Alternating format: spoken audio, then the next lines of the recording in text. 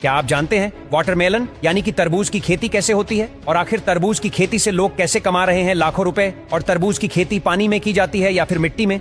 और क्या आपको पता है सबसे ज्यादा तरबूज की खेती चाइना में ही होती है, जो दुनिया का 60% तरबूज का उत्पादन करता है। लेकिन अगर आप रोजाना तरबूज खाते हैं तो इससे हमें कई प्रकार की जानलेवा बीमारियां भी हो सकती हैं। आखिर ये कौन कौन सी बीमारियां हैं? लेकिन उससे पहले हम जान लेते हैं कि तरबूज की फार्मिंग आखिर कैसे होती है। तरबूज एक सदाबहार फल होता है जिसे साल के 12 महीने उगाया जा सकता है। लेकिन लोग तरबूज को गर्मी के दिनों में खाना ज्यादा पसंद करते हैं, इसीलिए गर्मी के दिनों में ही तरबूज की फार्मिंग सबसे ज्यादा की जाती है। तो सबसे पहले तरबूज की फार्मिंग के लिए यहाँ प्लांट नर्सरी में तरबूज के बीजों से छोटे छोटे पौधे तैयार कर लिए जाते हैं और लगभग 1 महीने बाद जब इनके पौधे 1 से 2 फीट के हो जाते हैं तब तरबूज के पौधों को खेतों में बोया जाता है।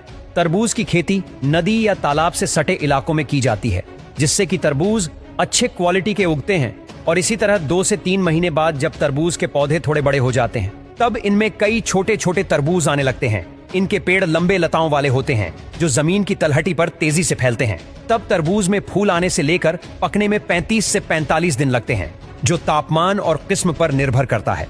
इसी तरह तीसरे महीने के अंतिम सप्ताह में सारे छोटे साइज वाले तरबूज बड़े हो जाते हैं, इसलिए अब इनकी हार्वेस्टिंग की जाएगी, यानी कि अब सारे तरबूजों को तोड़ा जाएगा। सारे तरबूजों को तोड़ लेने के बाद इन्हें कन्वेयर बेल्ट के जरिए ट्रक में लोड करके फैक्ट्री में लाया जाता है, जहां सबसे पहले सारे तरबूजों को पानी से वॉश किया जाता है और फिर कन्वेयर बेल्ट के जरिए इनको आगे भेजा जाता है। यहाँ वर्कर्स इनके ऊपर डंठल को काटकर इनसे अलग कर देते हैं और आखिर में तरबूज की सतह को पॉलिश भी किया जाएगा, जिसके लिए यहाँ सारे तरबूज को एक एक करके इस पॉलिशिंग मशीन के द्वारा तरबूज को पॉलिश किया जाता है, जिससे कि तरबूज पर चमक आ जाती है। ऐसा करने से इनको मार्केट में ऊंचे दाम पर बेचा जाता है। तो फाइनली अब सारे तरबूजों को पैकिंग एरिया में भेज देते हैं, जहां उनको कार्टूनों में पैक कर दिया जाता है। पैकिंग के बाद इसे मार्केट में बिकने के लिए भेजा जाता है और कुछ यही प्रोसेस होता है तरबूज की फार्मिंग का।